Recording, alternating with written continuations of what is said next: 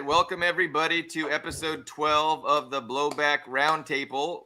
We have special guest Peeters. Wouter is back with us for his second appearance. Thank you so much for coming, Mr. Wouter. You're in what country? Belgium.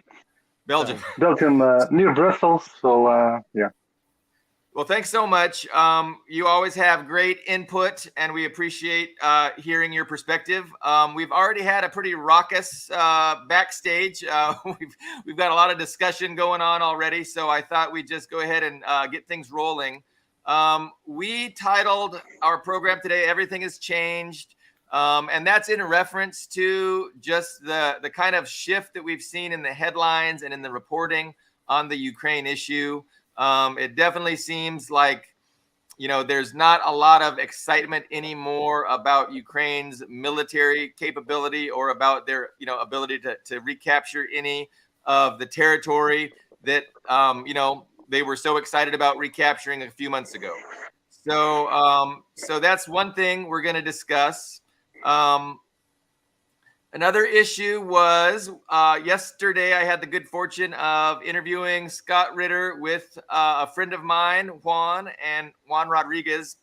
There was some interesting revelations I thought, that were new to me regarding, RFK Jr. calling Scott and asking him on more than one occasion what his advice is on Russia.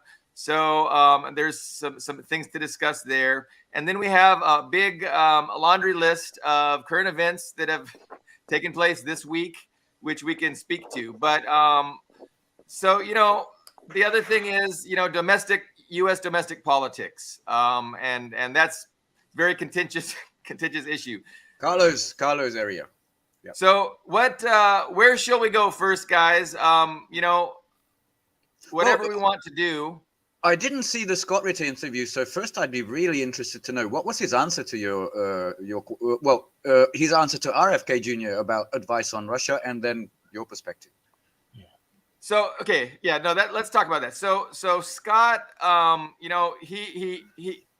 he mentioned that RFK Jr. had called him a couple times for advice on Russia. We didn't get into the specifics about what advice Scott gave him, but we know what Scott's advice is. We know what Scott's perspective is, and he's upfront about it, and he's all over the media all the time, the alternative media, sharing his perspective, and he doesn't pull any punches. And so I'm certain, he gave RFK Jr. the solid advice that he gives everyone, anytime he's speaking. But Scott made this statement that is a paraphrase, but he said that, any U.S. politician has to pander to the ignorance and biases of the electorate. And if we think about that for a second, that statement is true, and it has ramifications, and it kind of guides the strategy by the ruling class of knowing that all they have to do is utilize their propaganda apparatus and their indoctrination platforms to keep people ignorant and biased and confused and also divided and at each other's throats. And if they can do that, they know that this democratic system will never really be a threat to their interests. Because, and then on top of that, of course, you have the electoral system that is, really run by donors. And so really it's the people with the money that are going to decide ultimately, who's a viable candidate. So any candidate that wants to be serious and viable, wants to be in that position of power and authority, even if they have good intentions and want to fix things, has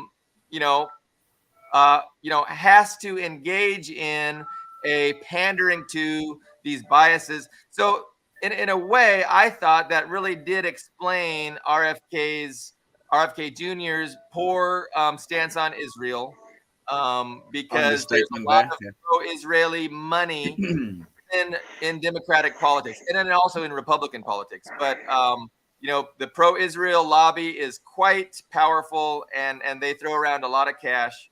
Also, his stance on China. So he's got Gordon Chang as an advisor on China. That's like the polar opposite of having Scott Ritter as an advisor on Russia. Old Uncle Chang, yeah. You couldn't have a worse Uncle Tom than Uncle Chang. So So, but yeah, no, those implications are profound. And then the question is, how do we who are interested in improvement, in having better policies based on truth and reality, how are we supposed to come up against these obstacles? The fact that they control the platforms of mass communication and can just indoctrinate and inculcate biases into people. And then how do we overcome the fact that they account for 100% practically of all disposable wealth? Like, I don't have disposable wealth that I could just go buy a few politicians with. If all four of us pool our wealth to buy a politician or a political party, we can't afford a fraction of one. But they have all the disposable wealth necessary to buy political parties, to buy politicians. And so this is a disadvantage for the working class. So how do we come up against that? So ultimately, in my post after the debate, after the interview with Ritter, I was like, all we can do is, keep pressing forward, doing what we can with the means available to us, try and reach people in our own orbit. And, and here's the thing. And I use two adjectives in an approach of humility and inclusiveness. I used a different word. I forget what it was. It wasn't inclusive, but in humility and inclusiveness, we just do what we can. And if everybody does that, I don't know what more we can really do. But that inclusiveness is subjective because here's the thing. Carlo's version of inclusiveness is different than Ben's version of inclusiveness, and it's different than my version of. And Peeters has his own. So at what point do we draw lines and say, no, your beliefs are beyond the pale? So that's a very contentious issue that the left has to grapple with, and it keeps us divided along. Who do we include? Who do we not include? Because there's the outreach to the Trump Republicans, and so a lot of leftists don't want nothing to do with them, and I understand the sentiment. So I don't know. That's a very. That's the issue that has really been percolating ever since Trump came on the scene in 2016. Is like, how do we get a grasp, a broad-based working class movement that excludes, nearly half the country of Trump voters? Well, you hit the nail on the head, Billy Bob. With the notion is what we are we talking about here? What we are we talking about?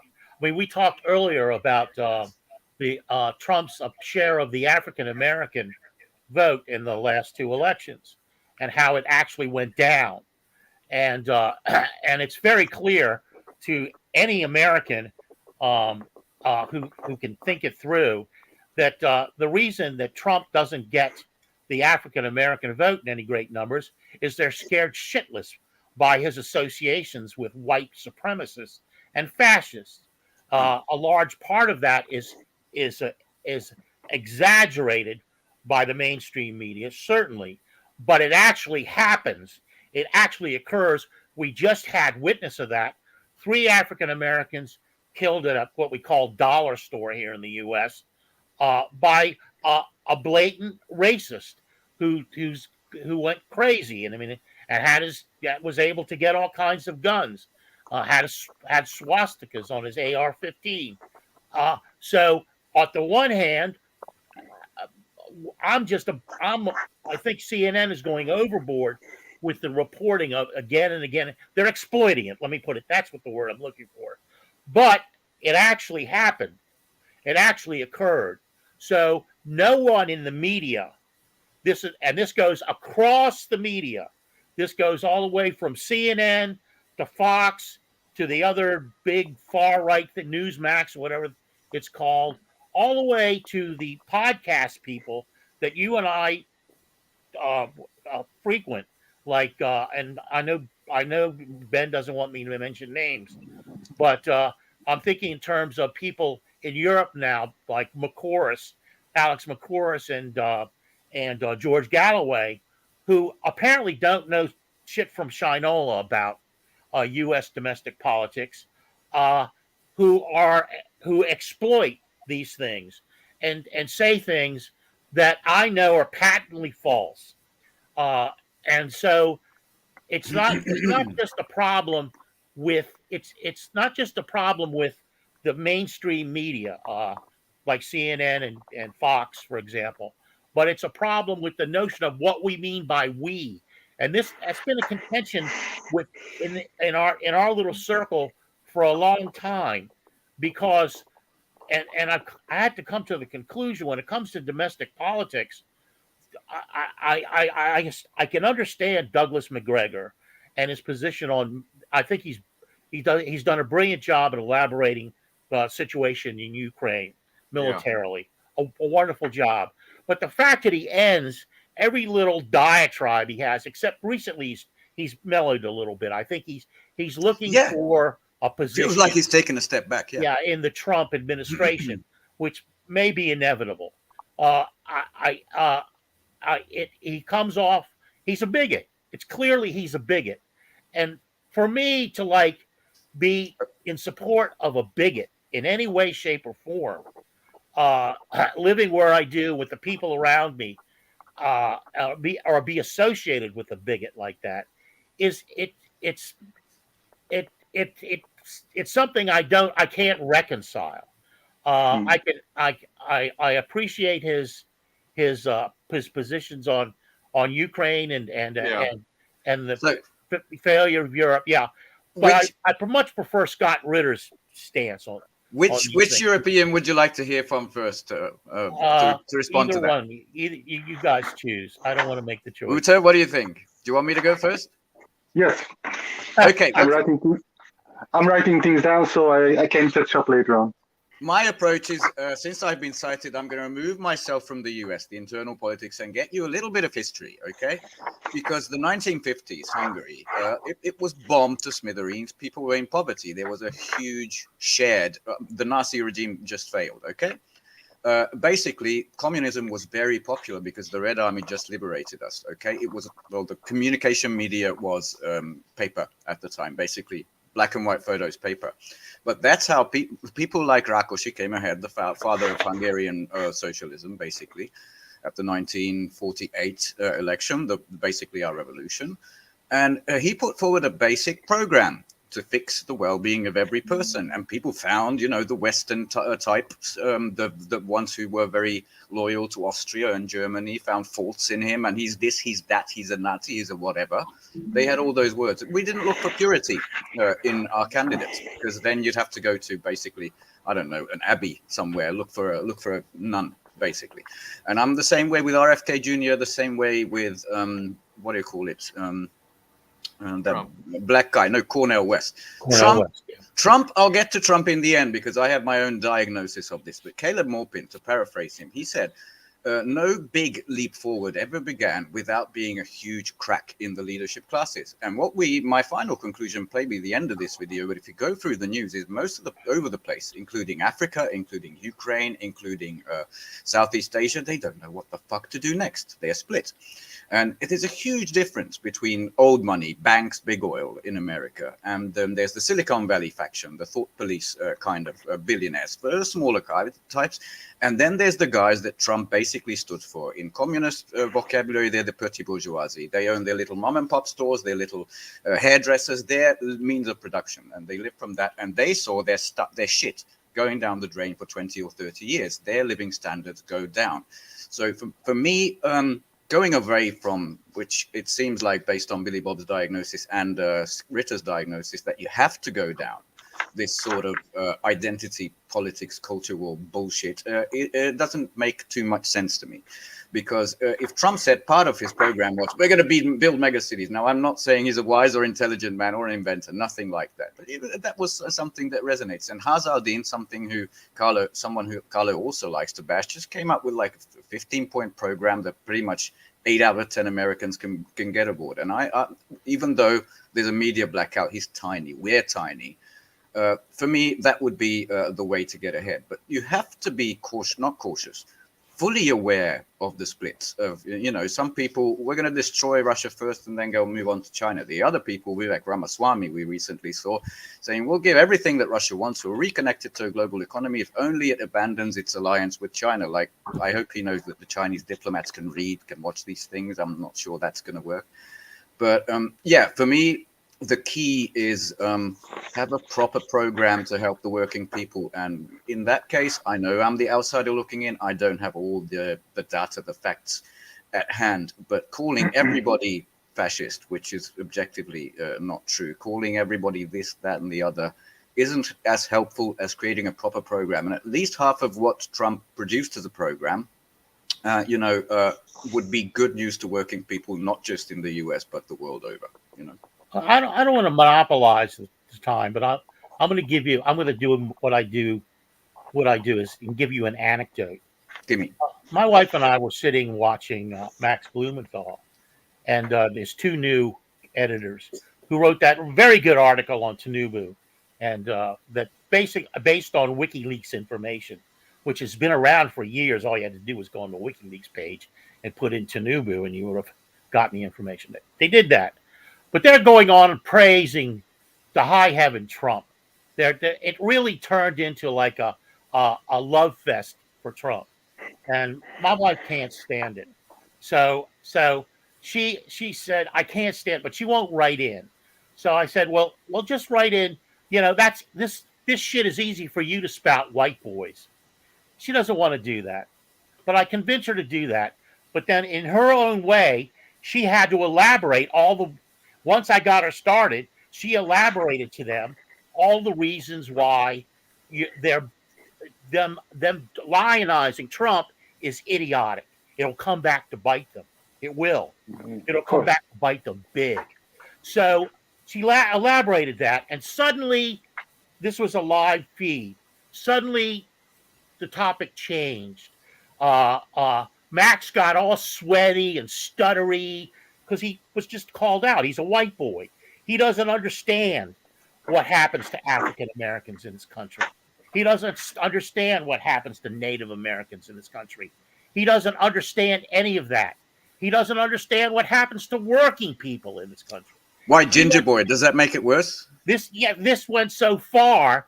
It went so far as to when he was in jail for 2 days, when they raided his house, he had to comment on how surprised he was that the jails were so bad, such a bad place to be in.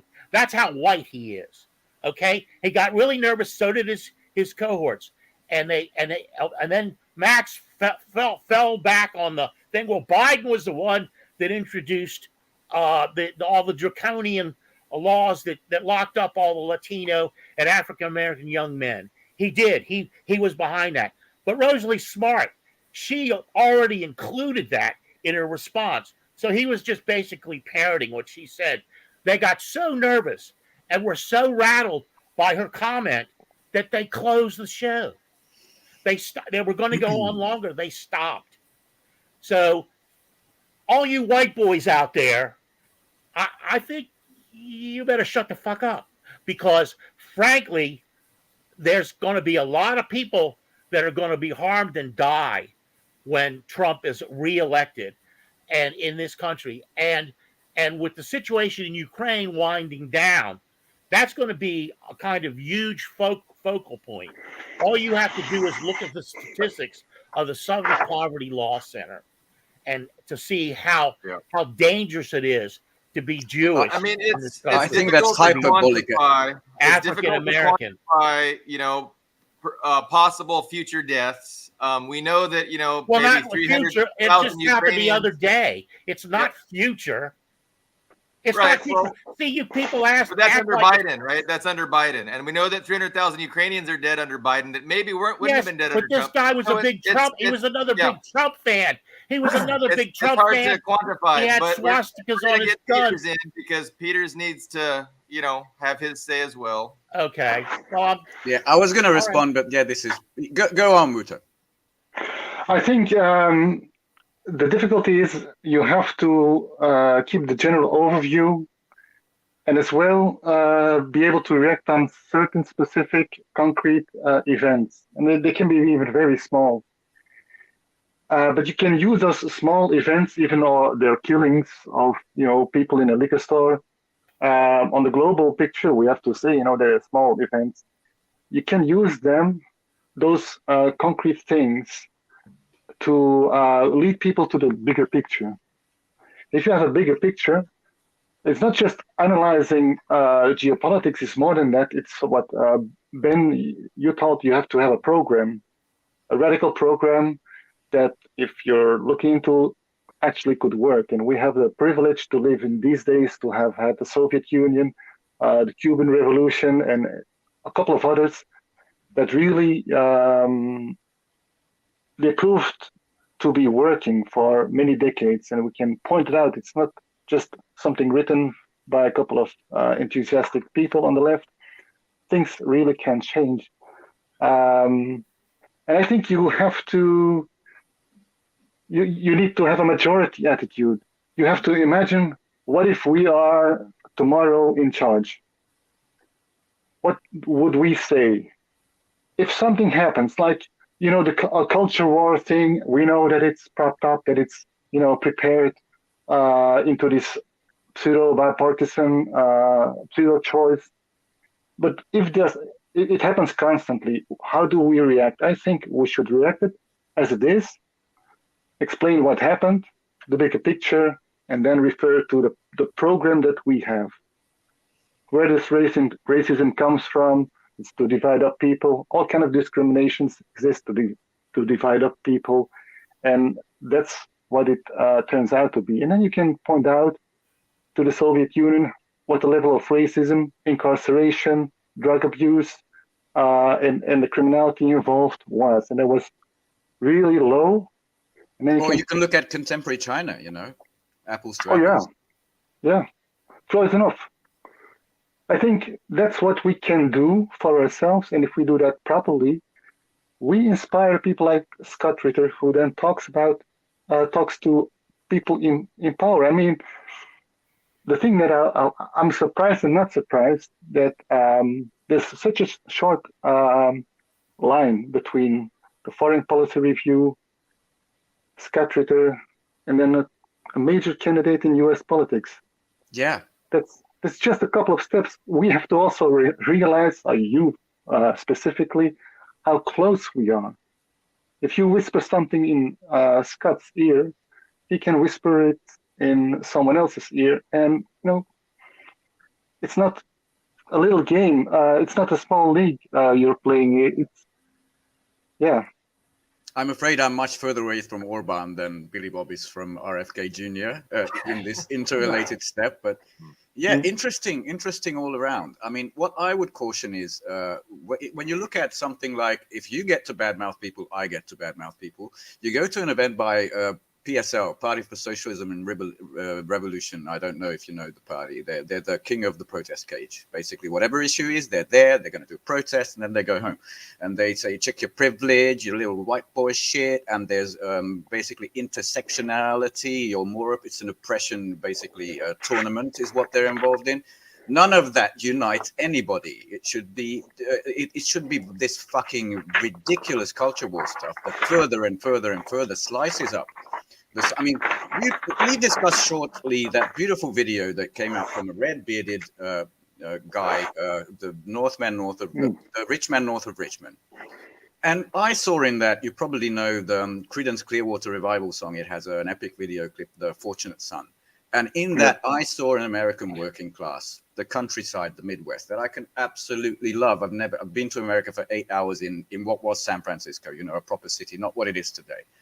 But that's something, you have to respect these people. You can't just call them, that's MAGA, he's a Nazi. That's whatever. And by the way, we're not talking about revolution, but no single revolution had the motto ACAB, because all Cubs are bastards, but they had to get the armed forces and the police on their side to get them into their struggle. So I just be very against what is purported as left in the bourgeois West, basically the liberal West. Is much further degrading. How do we get to culture? And that is why, if we're not talking about culture, we're talking about racism. Go ahead. Racism about culture wars. That's a creation of Dartmouth University and Madison Avenue. That's all hype and tripe and bullshit. I'm talking about real death. Look, I mentioned in the last show.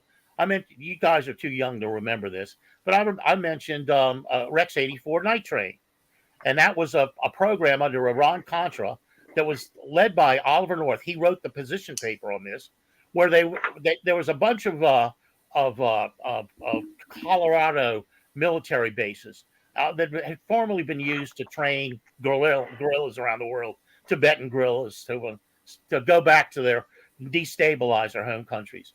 Well, Oliver North wrote Rex 84 Night Train to arrest the product was there was a threat of a large scale protest about Nicaragua, and I was right in the middle of that, right here in Washington, filming every protest about threats to Nicaragua, El Salvador, Guatemala, Honduras, and the rest of and Belize to a certain extent. I was right there. I was filming all of that. When there was a protest, I was called on with my people. We took our cameras down there, and so when Rex 84 Night Train, if it was ever affected, if the U.S. ever invaded Nicaragua, and they would plan to arrest all the leftists. In those days, it was clear who a leftist was. Galloway was not a leftist. Yes, he was. McGregor was not a leftist. He isn't. Been all for it. He'd have been all, just go kill those poor people. He still isn't on the left. Yeah. So he's in on it. So the people who would have been arrested would have been Billy Bob, Ben, myself, and I don't know Peeters well enough, but possibly Peeters too. We would have been arrested. We'd be in those camps. Okay. Right, and that wasn't even Trump, right? That was just the status quo. I long for those days. Okay, can I direct a question to you, Carlo? Yeah. We know your credential. That's why you're the elder of this little society, okay? But right now, Latin America is uniting against you. So is Africa. So is Eurasia. The living standards of everyone. I don't know if you've seen this viral video of a mum basically in her car telling, I can't take this. I'm living in America. These are my bills. This is my medical. It went viral on social media. It was amazing. What is your message to unite poor MAGA people, poor black people, poor every people in America, if it's not a program? What are you talking about? I don't know. What is your message? Things are going down like really fast in America. Everybody's going to suffer. Let it go down. Let it go. Don't aggravate it by getting behind these fascists.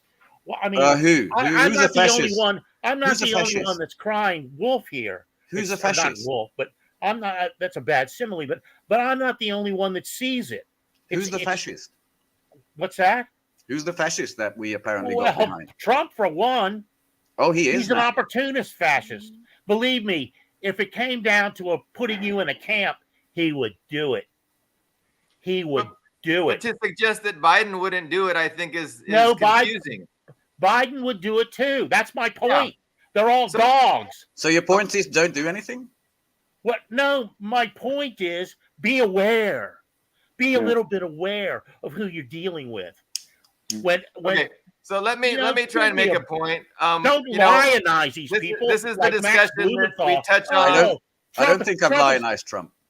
Trump is being so. Yes, he does. But I also know what fascism is, and Trump is not. Trump is being so. He's being indicted on all these trumped up charges. Let them fight it out. They're the elite.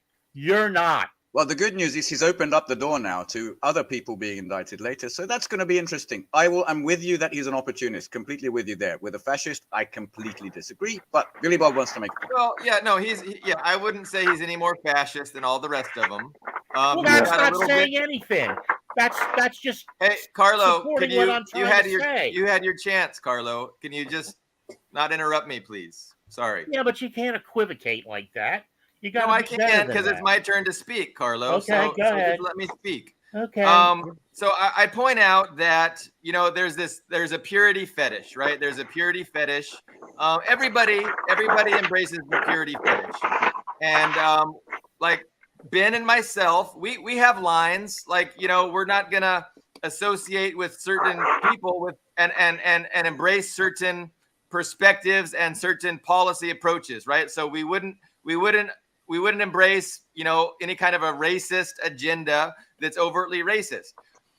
But so what I'm saying is this. So Stalin, right? So Stalin, the material conditions that existed with Stalin in the Soviet Union Stalin decided to come to an understanding with Hitler, right? There was the Molotov-Ribbentrop Pact.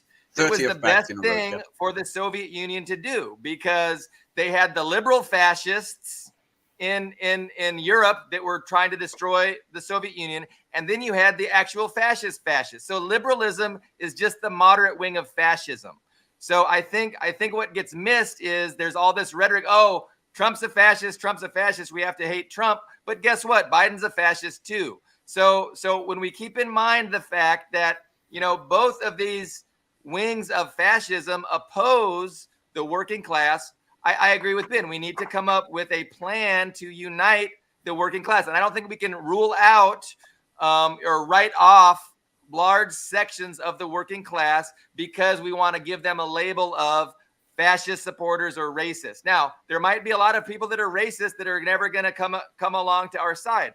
But I think there's a lot of people who are reachable. There's a lot of people that support Trump because they don't know why they support Trump. They don't know really what's going on, and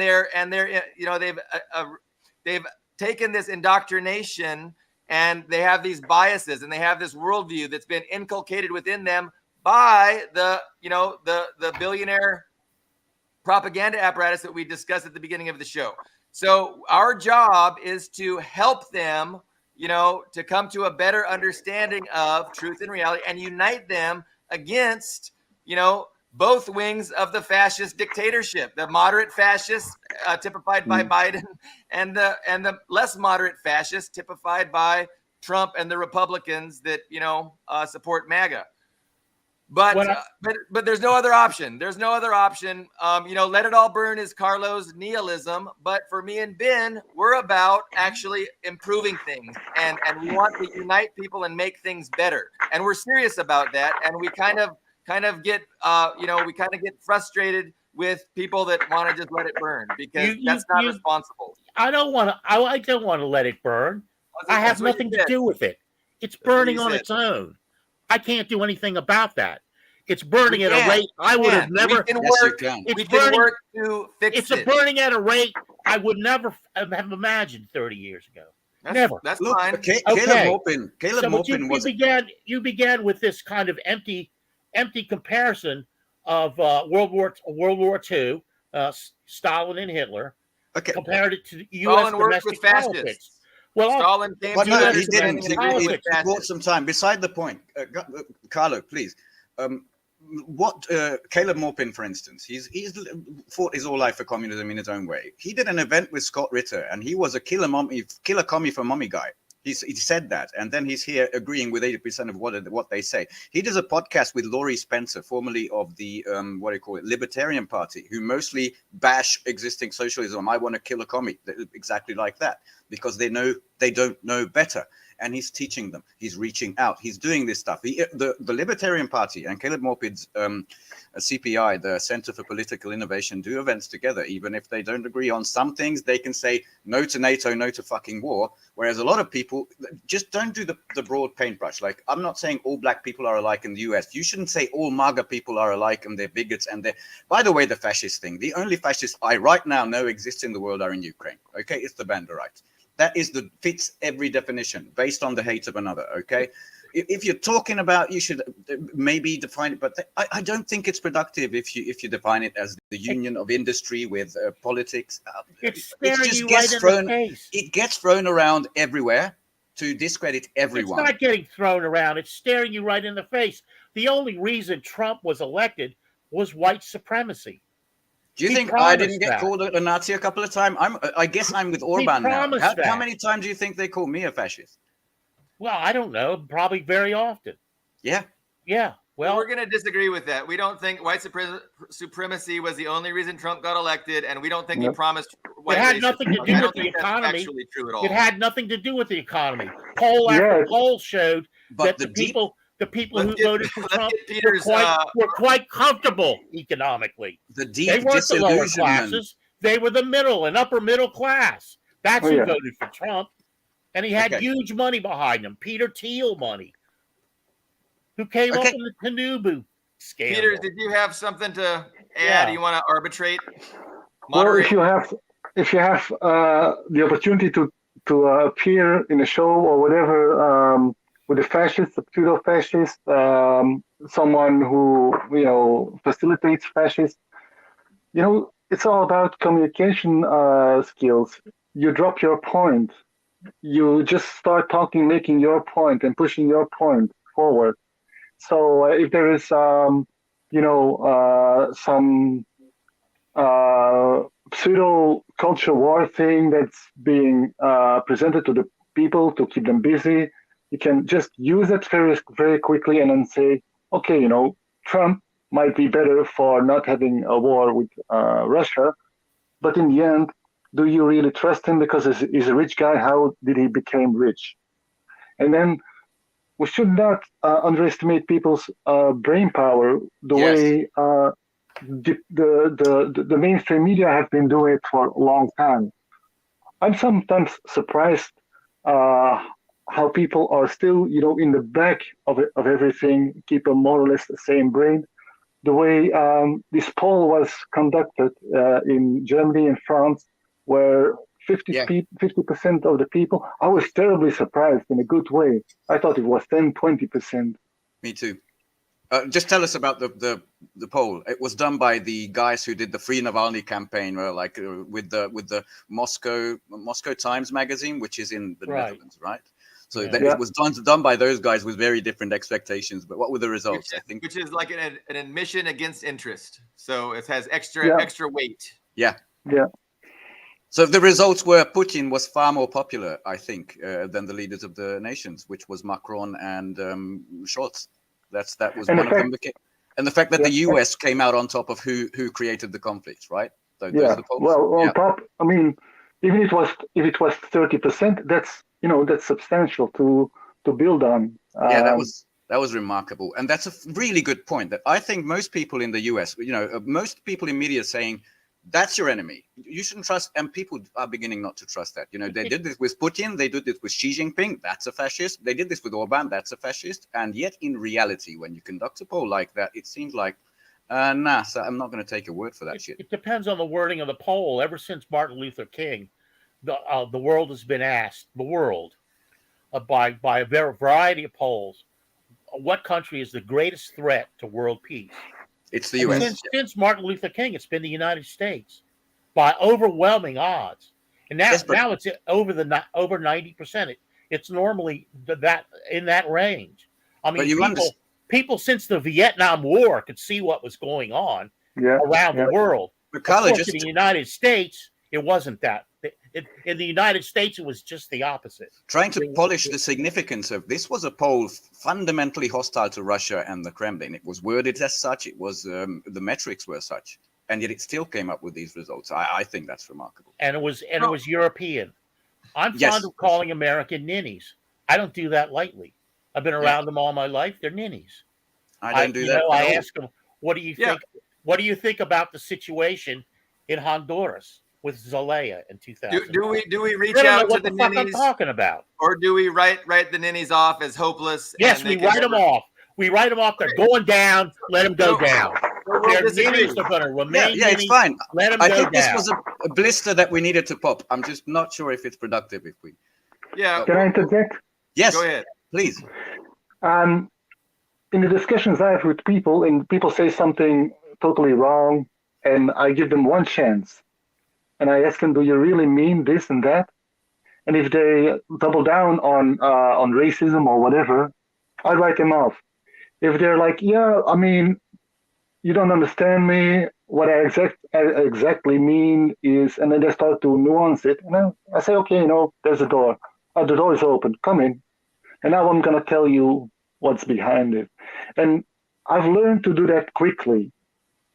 And sometimes you talk to people on the right, they are quite flexible in the mind, and sometimes you're talking about to people who are supposedly on the left, and they are very, very strict and unbendable, and they're anti-communist, imperialist left-wingers, which is, weird, yeah. But they exist in huge numbers. And just, then I say, okay, you don't listen to what I say. you're not flexible, you don't use rationality and verification and all that stuff, you are worse than an enemy on the right. Because if we go to a struggle together, I cannot trust you. Get away from me. And that's the thing is, yeah. Sorry. No, I have a test too. I have a test. I go to people. I say, because we have so many virtue signalers here on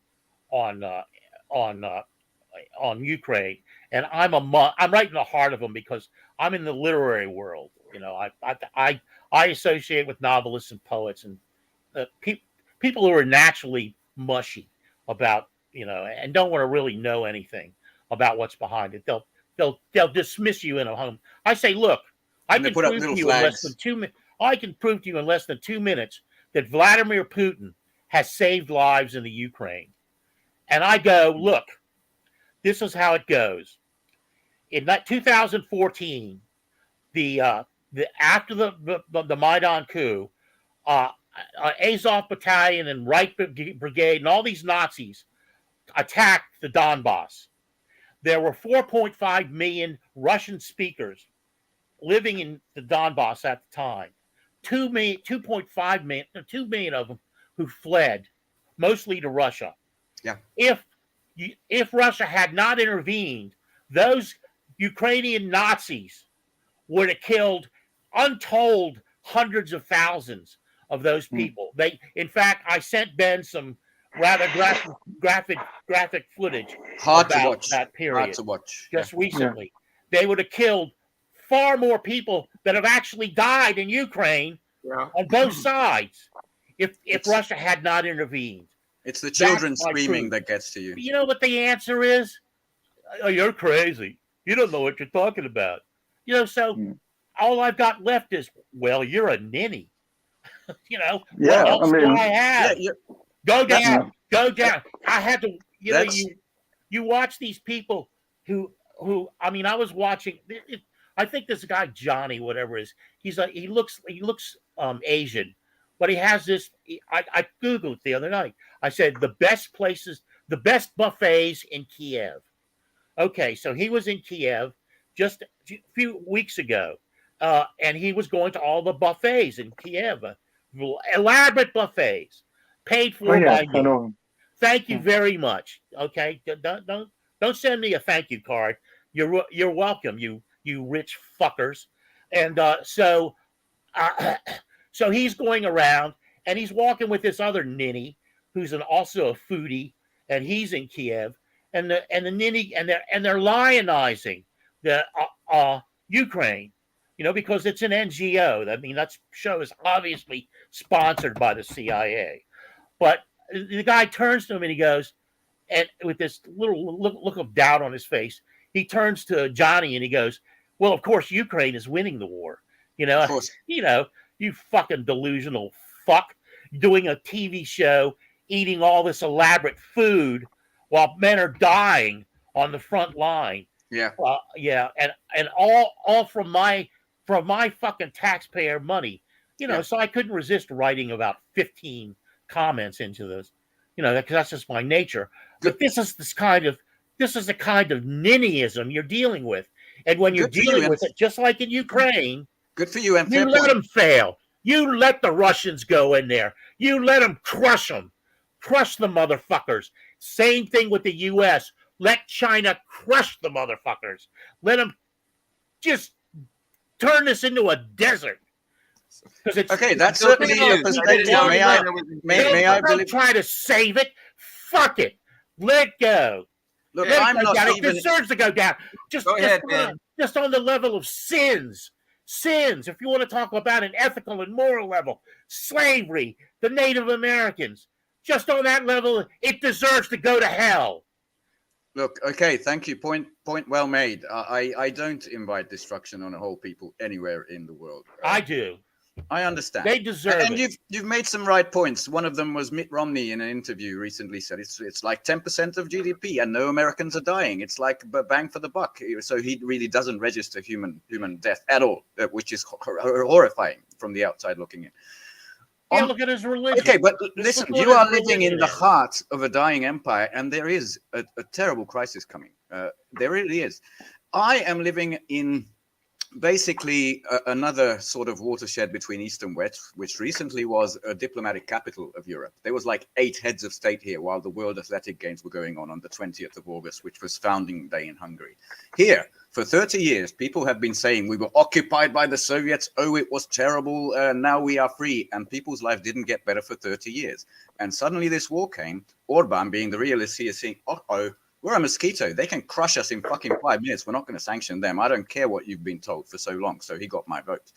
And now what I have is a bunch of people who are confused. The liberals, I don't care about them. They want to live in Brussels. Okay, sorry, Peter. But the traditional righties and the traditional lefties, I can talk to each of them.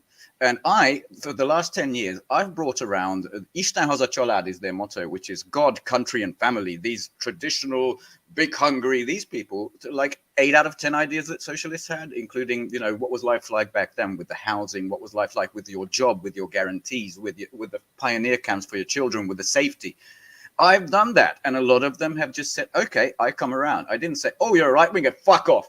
So that's something that I think Americans really need to do, is talk to each other, hear each other's grievances. What is your life like? Why has it gotten worse? And find the commonalities. That's my point. You can disagree. I know you disagree, but they have to know something. They don't know anything. I think they know more than you think. I think no, they don't. I'm here. I talk to them every day. Carlo, we're gonna move on because we have a disagreement. To you, they're irredeemable, and to us, we're gonna try and help. So we'll just disagree on that point. Wait, Wouter might have a final thought. Yeah, I think what is exposed here is exactly what it is. Then you have been living in 2 systems, and your country has still both of remnants of it, intermixing with each other. Yeah. For me, it's a little bit more what the situation is in the US. You're also in the belly of the beast, another beast. Yeah. The European beast. I mean, I've never ever during the 15 years I do political activism had one decent discussion about the role of Stalin. Not even one. I suppose then. Yeah, it's just self-censorship all over the spectrum. I suppose, Ben, that you can do that once in a while with people. Yeah, I can. And there's a difference. And the worst case is, of course, Bill Bottom and Carlo, where you're at. That's why we have different approaches. Yeah, I can only speak to what's applicable here, obviously. Yeah. For us, Ben, we can still have the hope going out somewhere and, have this decent discussion with someone. Yeah. But if it's like 99% that it fails, I mean, that's your default setting. People are not gonna engage in an honest conversation, and I think we should recognize. It's difficult, but people still have at least fathers, maybe grandfathers, who were alive in a living, thriving socialist society. Whereas, you guys got Bernie Sanders, who just turned out to be the worst kind of human being in the world. He criticized Cornel West for going against the Biden purity. I'm not sure you've seen that, but come on. No. It's different. It is different. That's why I can only speak from the Eastern European perspective. I'm not there, Carlo. You're right about that. But most of the pickup people, who are gas station attendants or woodworkers, I'm pretty sure I would sit down and have a beer with them and listen to their perspective first. Okay, that's all I would. No, you wouldn't. I'm pretty sure I would. No, come on. I'm going to have to pay for a plane ticket for you and Peters to come on over. So, I mean, and get I'm here, Carlo. I mean, I talk to people at work. I mean, I'm here. I mean, there's a lot of good people that vote Trump. I'm sorry. There's a lot of good people that vote Trump, and I don't need to write them all off as irredeemable. There's not even. I don't find any good people to vote for Trump or Biden. I don't vote. Okay, so no, we get it. We get your perspective. How much money did Trump spend on his election campaign? Billions. All right. So, give me what else? Fucking break. Jesus Christ. What else is going on? Current events. There's a lot of. I guess the Pope would like to be the new BRICS chaplain. Yeah, That's those. interesting. Yeah, Bannon. That's Steve Bannon's I'm move. sharing a slide to you about the panicked reaction of this, because Pope was a really good story. The first title we had was Pope's Elections, something else going on. It was really interesting, but this is someone I followed just for humor value. It's called Gunther Fehlinger. I don't know if his title is made up, but he says chair of the European Committee for NATO Enlargement. And he has maps for every single country that joined BRICS 11, even countries that haven't joined BRICS 11, to balkanize and destroy them. That's been the reaction. Now back to the Vatican, as it's now been trending, among the NATO and the diehard Ukrainians. The Pope not only wanted to become part of, because no Western person can be part of BRICS or BRICS 11, because Lavrov has said the first point is you can't sanction one of the members. Sorry, you have nothing to do here. So the Pope would like to get in as a kind of a little spy for the West or whatever. But he also did this televised conference to the youth, Christian, I think Catholic youth in Russia. And he had this spiel about, you inherited a great country of Catherine the Great and all that, and you should always hang on to that. Thank God that you're Russian. And immediately, yes, Dutch name, he's in Belgium. Immediately the Vatican went trending on especially X, formerly Twitter, and they just can't stand it. All of the stuff that goes a little bit about Ukraine is that they have these vicious reactions because they don't know what to do. The counteroffensive is dead. Africa, they're going to send the EU police and military force because nothing has really happened. Tinubu's not moved, even he wants to, but if people doesn't want to. I think they use the word stalemate. It's just not true for Ukraine, but it looks true to me for most of the other theaters in the world. That's the bird's eye I wanted to get in here. Yeah, thank you, Ben. Let's discuss that guy again. I mean, this guy is a rabid, crazy person. Absolutely mad. But he is voicing the thoughts that a lot of people don't want to say. A lot of billionaires don't want to say. They're terrified of BRICS. BRICS is a huge threat, and they want to destroy BRICS, and they want to destroy any country through the balkanization, like they did to Yugoslavia. Of what is this? This is India here, right? Yeah, the bolo is Russia, China, and Mongolia. The top one, I think, is maybe the Emirates, the middle one is Iran. But there's more. I mean, basically, he's done everyone: the UAE, Egypt, Syria, South Africa, Myanmar, Nigeria, everyone. And he's doing this every day on Twitter. This grinning idiot. I'm happy to call him this because he's just a humor account for me. Like they actually have, I think, these thoughts. Because Macron did this recent thing with his ambassadors or ministers. I don't know. It's an annual thing. And he said BRICS is emerging as a threat to the Western rule because Russia has basically given voice to these anti-Western sentiments. And yeah, we did kind of bend the rules to benefit us. And we're not sure what we're going to do now. The world is in revolt against. Shouldn't we just sit down and talk to the ninny? I mean, that's your modus operandi. Sit down and talk to him. Who are we talking about now? The guy that you just had the grinning idiot. Gunther. He's what you would call an NGO-socialist. He's a part of the NATO apparatus. He's paid to do that. He's like Paul Massaro. Paul Massaro and this guy are paid loud voice. What do you call them? Loudspeakers. They're not someone. Bolsonaro, you say? Bolsonaro? No. Paul Massaro. Massaro. NATO. I'm sorry. Yeah. Sorry.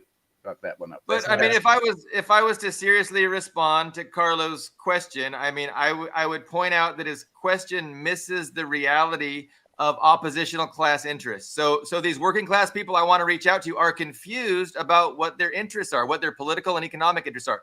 Gunther is pursuing rapidly his political and economic interests because ostensibly he's part of the ruling class elite, or at least he's identifying like that. But I mean, I don't know how much money he's worth, but if he's got such a big platform, I mean, I imagine he's a millionaire. And so millionaires actually have political and economic interests that they're pursuing, and they're trying to indoctrinate the working class into pursuing those same interests, which aren't actually the interests of the working class. So that's what I want to explain to Trump supporters, that, Trump's good that he doesn't want to have a nuclear war with Russia. He's good on that, but that doesn't mean that, he's got your interest at heart. And so that's what we want to explain, and we want to facilitate people's awakening and embrace of, greater and more correct truth And it's possible. I mean, I've had successes in my life talking to people. Pinn's had successes. And so I don't think it's, it's helpful to write everyone off, but we don't need to keep beating that dead horse. We can move on to other issues. I just thought it's curious, I mean, if talk is going to work, you should just it does. It's worked for me, with them. Carlo. Maybe there's a middle ground. I think so. It's like, I don't want to beat a dead horse, but it's, in a way, it's too bad you didn't know my uncles from Cleveland 20, 25 years ago. Yeah, well, they might be lost causes, but they're not all lost causes. They're all dead now, but you watch TV with them. I'm not a proponent of trying to convince dead people, so we agree there. But anyway, it's the same. It's like they don't want to see African Americans get ahead. Oh, look at these overpaid athletes. Oh, look at these overpaid actors. Oh, I'm sick of seeing black people. A lot of that is by design. They don't even use black people on TV. Like Obama was by design. Look, we have a black president. You can't talk to me about oppression because we have a black president. That's exactly the bamboozle design. That's just the Zelensky Jewish thing. Yeah, I mean, that's spot on. Exactly. By the way, hi, Paulie. Sorry, I didn't respond at the time. Always nice to see you here. So, guys, we had a handful of topics. I think we were going to talk about how everything is changing. We kind of touched on that. We talked about the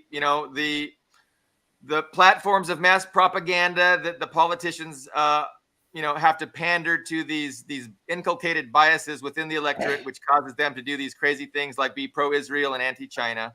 What else is on the plate?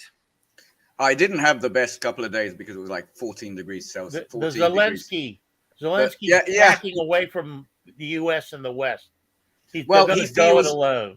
He feels a knife in the back because finger pointing's going on. It was huge finger pointing going on, but the West wanted an election. He said, no, we're at wartime. And now he will have an election if the EU or the US pays for it, which is $5 billion, not dollars, but hryvnias in peacetime. And he doesn't know what it is in wartime, but that's a very interesting exchange. There's other interesting exchanges. Sweden, the accession to NATO was blocked by Hungary, and Turkey.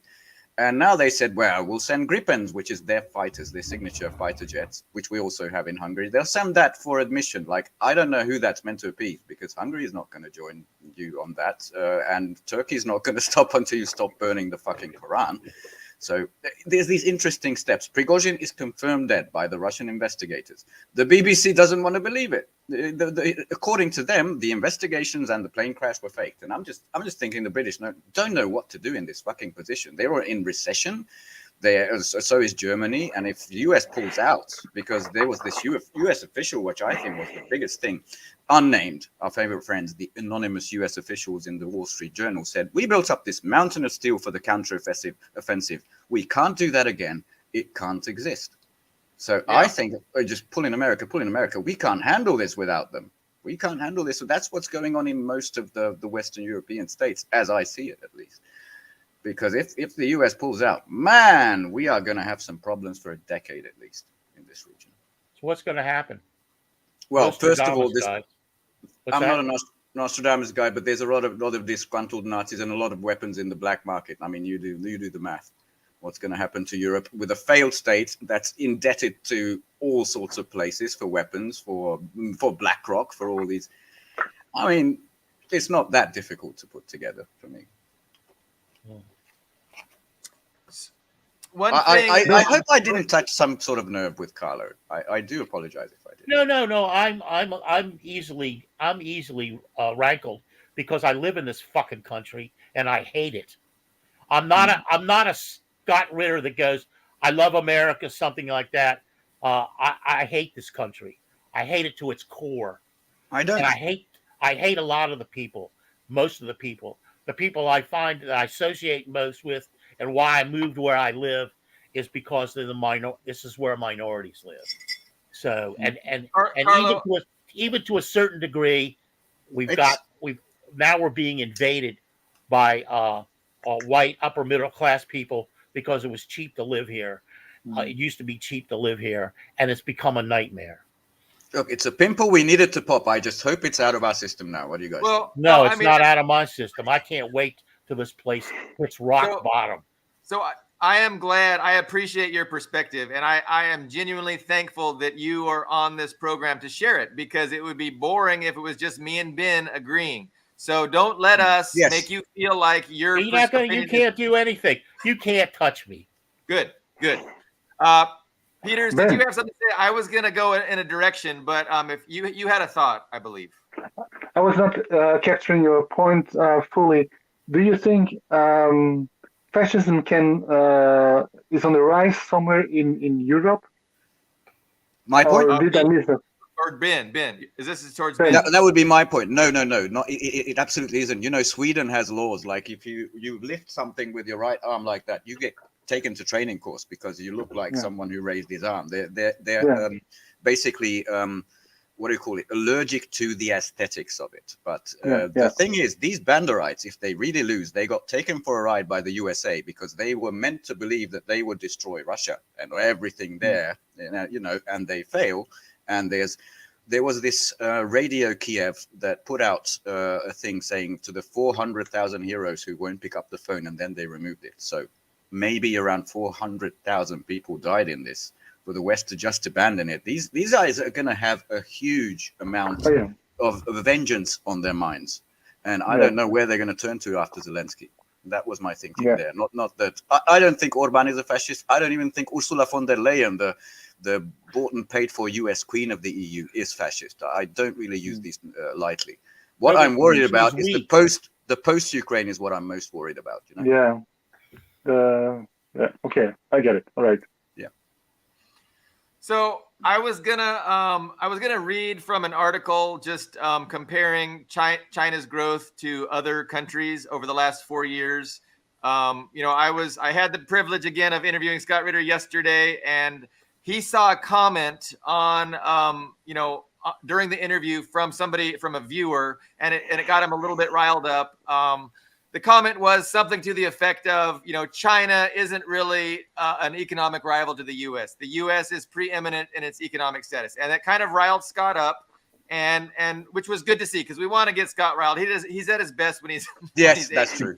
But he really took offense, and so he kind of started laying into it, and he used the illustration of high-speed rail in the U.S. versus China, and he talked about you get on the fastest train in the U.S. It's maybe a little bit over 100 miles per hour. And it's like, you know, it runs one leg and it's not even developed. And he compared that to China's, modern transportation infrastructure. But what I wanted to do after he said that, I had just read this article on how China is really kicking the U.S. ass in, economically speaking. And the point of that article, I read it on a good socialist website, was that the propaganda narrative is a lie, and it's a lie designed to obfuscate this reality of Chinese economic, domination. And the lie that we always hear is China is on the brink of collapse. For 20 years, that's the Chang memo. Yeah, the Gordon Chang memo. Yeah. So Gordon Chang, RFK Jr.'s China advisor, put out a book, The Coming Collapse of China. He did that like in 1999. The fucking moron. But yeah, no, every year right now there's 1970, that's been the headlines in the Financial Times, the Wall Street Journal, everywhere. It's like China's impending collapse, and it doesn't happen. But on the one hand, because it's Schrodinger's China, on the one hand, it's collapsing tomorrow. On the other hand, it's going to take over the world and boot us out of Africa, out of Asia, and all that. And we have to sanction it because it's a they big coexist. threat. Maybe we could talk a little about Jeffrey Sachs when Billy Bob. And his pronouncements about the weakening of the Chinese economy after Billy Bob's finished. Yeah. The two pieces of news, I'm going to let Billy Bob write in, but there's deflation in China, which means food prices are going down, all this stuff. Exports are getting more affordable. They can export more cheaply. Terrible. The ruble also went down, best performing currency of last year, which means all the exports are more affordable, and they say everything's collapsing. It's just an odd Western thing to say. Go, Billy Bob. Yeah, so it's like there's a reality to the nature of the economy, and the reality can be problematic. But look at the problems that China is facing with deflation. It's nowhere near as bad as the problems faced by the West with their inflation and lack of growth. But so in the last 4 years, covering the period of the COVID pandemic, China's economy has grown 2.5 times as fast as the U.S. 15 times as fast as France, 23 times as fast as Japan, 45 times as fast as Germany, and 480 times as fast as Britain. So then they talk about regular GDP, per capita GDP. So that's whole GDP. Per capita GDP, 3 times as fast as the US, 5 times as fast as Italy, 44 times as fast as Japan or France, and 260 times as fast as Britain. Germany and Canada have actually had negative per capita GDP. So the headline in a sane society ought to be, what is China doing? How are they so good? We gotta take what they're doing and do it ourselves, instead of China sucks, or no, China's about to implode. Like, it's just so. And they're not doing with 10 million people like Hungary. They're doing it at 1.5 billion. That's bigger than the G7. Amazing. It's fucking amazing. And they hide that. That's a lie of omission. They hide that from us, and they don't want us knowing that, because we're going to start asking questions. Well, how the fuck do communists do that? Well, it's fucking obvious, because communists give a fuck about the working class. That's the answer. But and about creating abundance, yes. Which means industry, yeah. And it's not so. Western leftists, these Western Marxists, they think communism is the dogmatic application of the abolition of private ownership. And they think that no, communism is just about taking private ownership, destroying it, and causing poverty for everyone.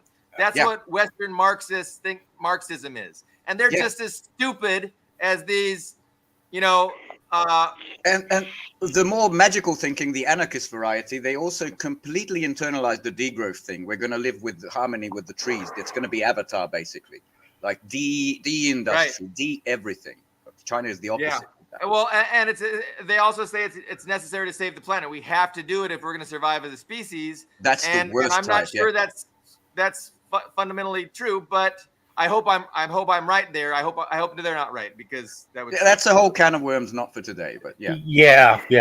But with my limited knowledge of Marxism, there's a transition from, and it's used as a transition so that people are lifted up, and then it will take whatever form needs to be to keep them in this and sometimes material well-being.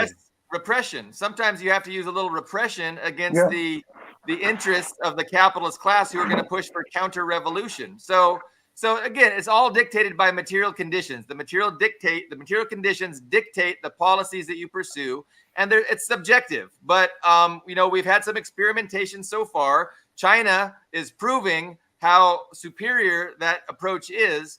And so we can just learn a lot. We can learn a lot from the Soviet model. We can learn from the Chinese model, and we can adopt something in this country that is by and for the working class, as opposed to the dictatorship of capital that currently exists. But I look forward to it. I see it as inevitable, but I look forward to what American socialism would or will look like one day. I really do.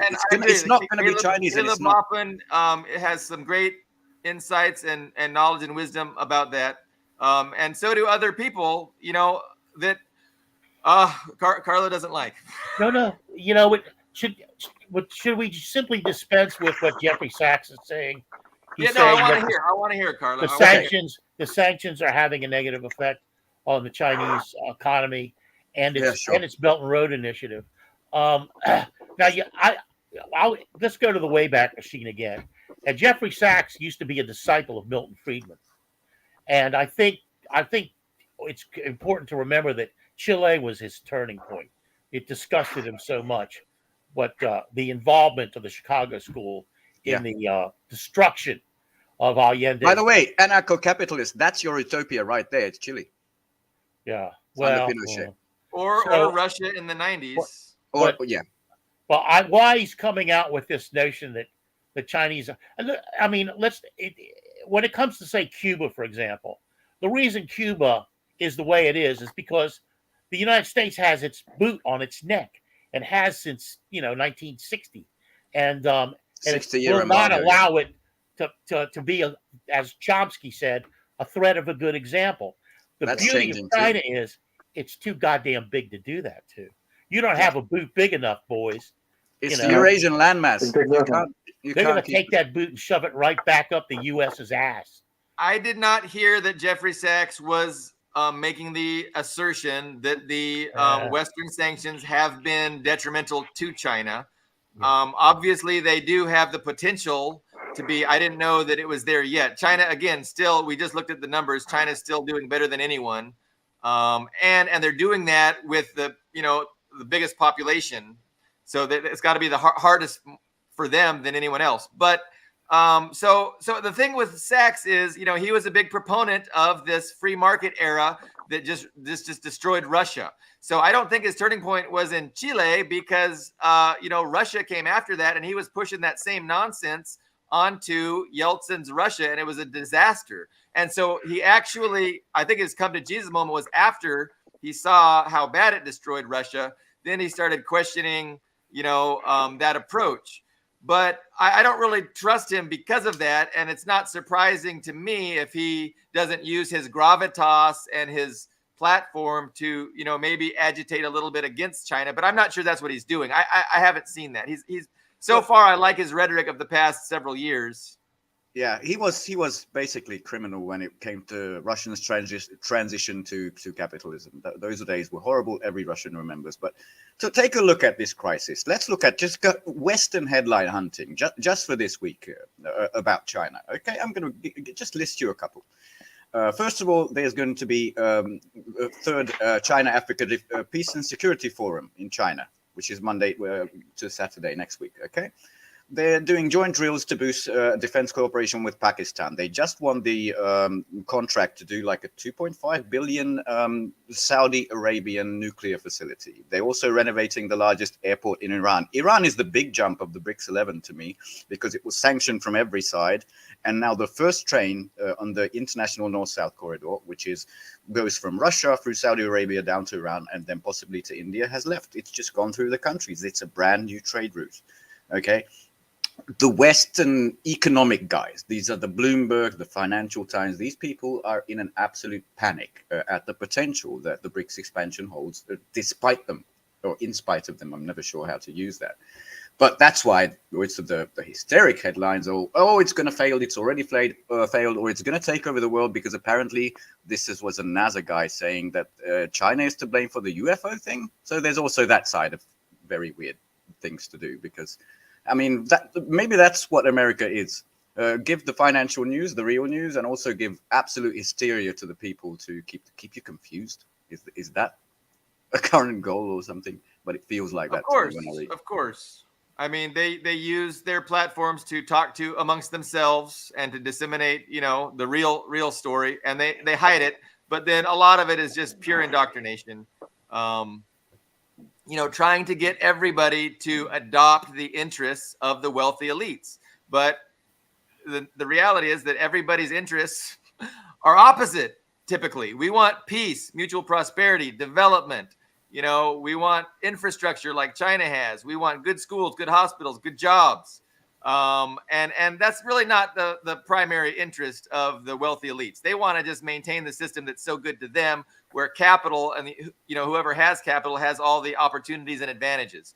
They want to keep it like that. They don't want to empower the working class. But so China's security conference in Africa, that's important, right? We've talked about that because security is going to be top priority of protecting all this development and investment in infrastructure that China is incorporating in Africa, and that the West is going to try and sabotage and destroy using, Boko Haram and all these terrorist entities, which have, very strong ties to the CIA and standard practice. Yeah. And ultimately the wealthy elite. I mean, that's who the CIA works for, is these same capitalists, that own both political parties. So, so it's great. I mean, they need to come up with some solid strategies on defending the development that is taking place in Africa. So I mean, it's great to hear. Two other little signs. President Erdogan, the absolute dancer between East and West, trying to position himself in both directions. The first flight he's going to take is going to Moscow. And the first flight Vladimir Putin is going to take, which in the headline was since the ICC arrest warrant, is going to the Belt and Road Forum this October in Beijing. I think that's very significant, both of these. Erdogan wanted Putin to visit him. Come on, we can smooth this over with the grain deal and all that shit. No, No, this is a huge signal. You're not getting that. You come here, you want to grovel, fine. You've just done a bunch of bad things. But he, in person, is going to the Belt and Road Forum in October. I think these are both significant.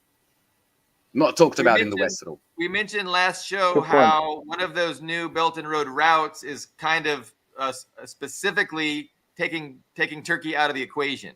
It's circumventing Turkey, not including them, and so he's going to say, "Oh no, come on, you can include us. Let us, the gas hub. Give us a cut. We'll play nice. We got your back." So he plays both sides, and it's good luck to Putin dealing with that. I would hate to be Putin having to deal with that. Yeah, also the Indian leadership is of course split because they're terrified of secondary sanctions. It's a difficult position to be in. I mean, Lula is in a difficult position because he has a lot of millionaires and billionaires who are against everything socialist, against the BRICS. It's difficult. Argentina just got, as Carlo mentioned last week, just got into BRICS 11. Well, is going to get in January, but they're ahead of an election and they have a much worse than Trump. I'd say they have a Pinochet on their hands. Yeah. So these are the difficult things to work out in the long run, but a lot of the signs are just beautiful. Just in my country, the second nuclear power plant is being built by Russia, and EV batteries, is new electric vehicles. They've overtaken everybody in the world, China has, and that was Japan this year, in exports. Most of the German plants shutting down, getting replaced by fucking Chinese manufacturing. You tell me they're in a crisis, Just putting things together. Let me throw in something. The fact that Argentina is preferred to become member of BRICS. That was Brazil's demand, wasn't it? It had to be. Yeah. Isn't that like, let's take the most difficult country first, and then the rest will follow up later. Instead of, let's do the easy stuff first. Yeah, I mean, if you look at Ethiopia the same way, they used to have a really good economy, and they are also facing crisis, but they could be helped out. The same goes for Argentina. They just settled something with India with rupees. I'm not sure. I have to look this up. But they have a dollar shortage because of massive IMF indebtedness, and they're being helped out of the hole they've dug for themselves. I watched some Richard Medhurst analysis on why those particular countries were chosen as to be included, and he thought they were giving a little something to each of the current BRICS members. So that was his analysis. It seems solid, but it's all speculation, as to why those countries. But Medhurst thought he saw, an approach that was just based on giving a little bit of what Russia wanted, what China wanted, and what Brazil wanted. Pepe Escobar basically said the same. It was China wanted 10 countries, so there was a lot of compromise between the BRICS 5 of who to, and everybody got a little bit. Yeah, that's basically the conclusion. I would argue that maybe it's not a compromise. Maybe it's a deep strategy of a majority actor in the world. This is something that we have to accustom our brains to. The fact that you mentioned Turkey is circumnavigated. It's left out of the picture.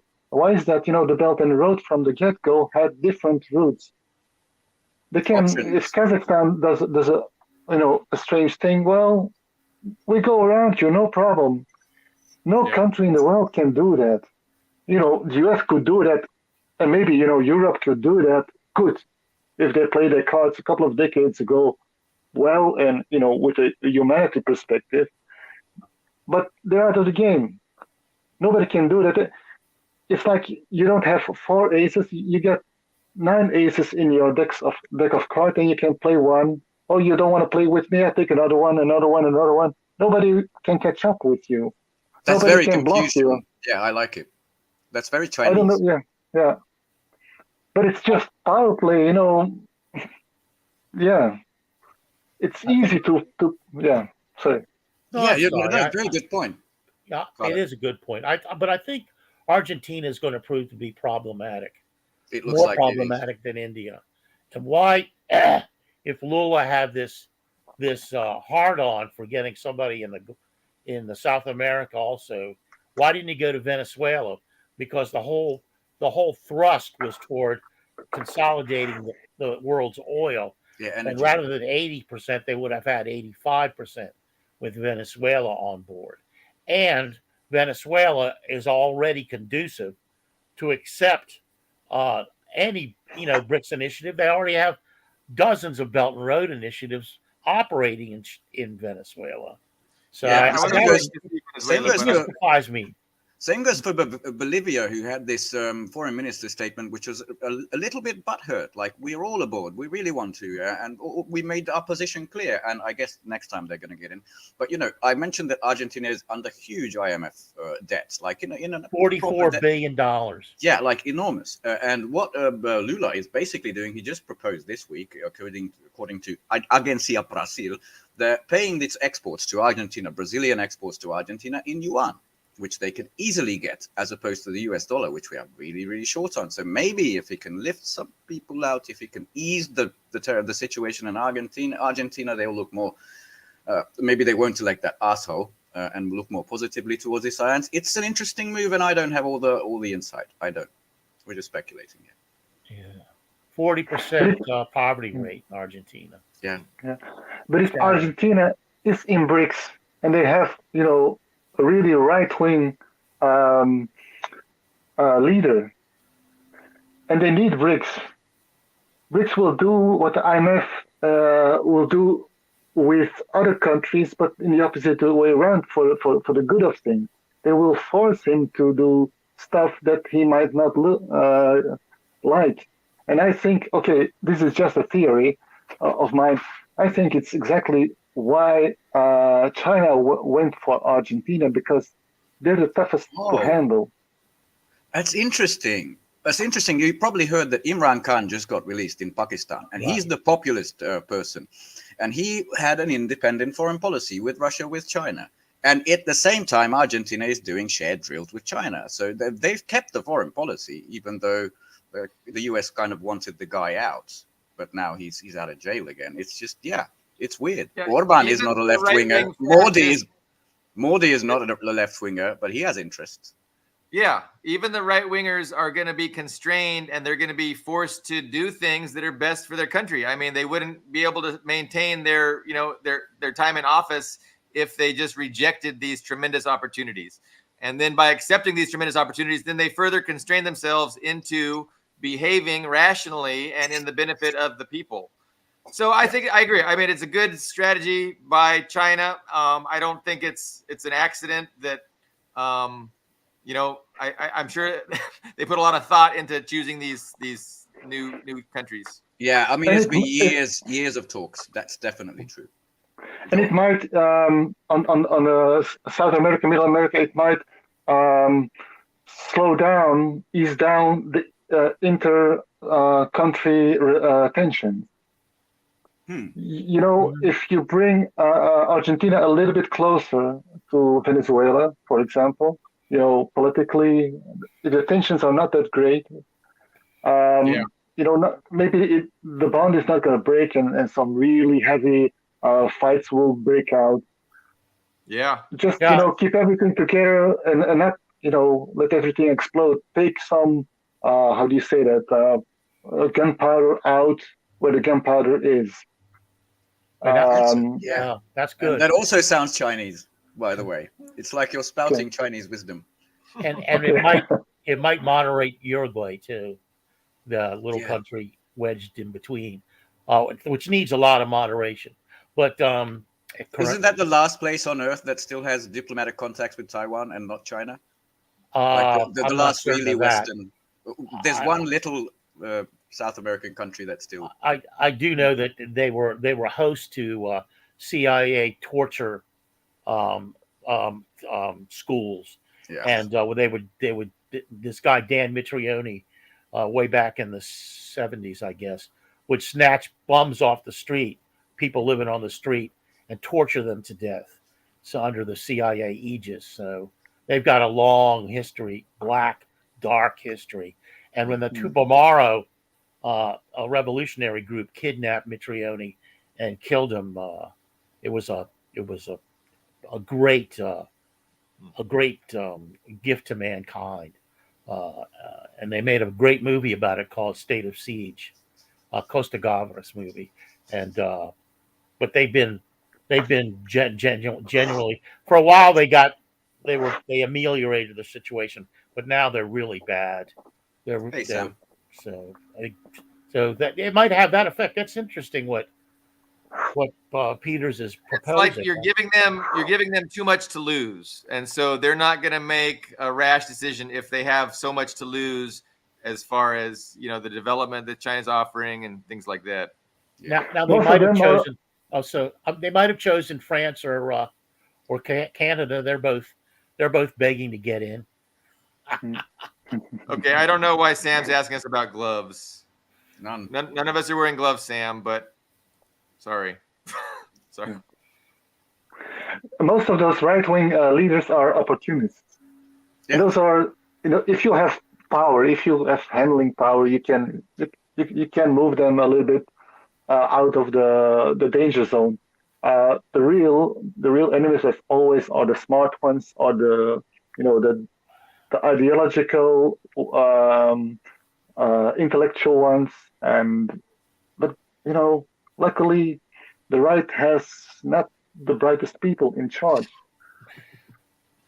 That's another good point. That's an understatement. Yeah. I would really be worried if you have a good communicator and a good analyst, and they go to power. Probably, and I don't know too much about it, Steve Bannon was someone like that, with a functioning brain and an evil heart, and those are the really one. Yeah. Yeah. So, anyways, yeah. Yeah, I think Maybe to we wind should- Yeah. to wind down, maybe a concluding thought, which is also a reaction from the West that I found amazing. Like, we know for years, decades even, Saudi Arabia has been the little pawn of the US in the Middle East.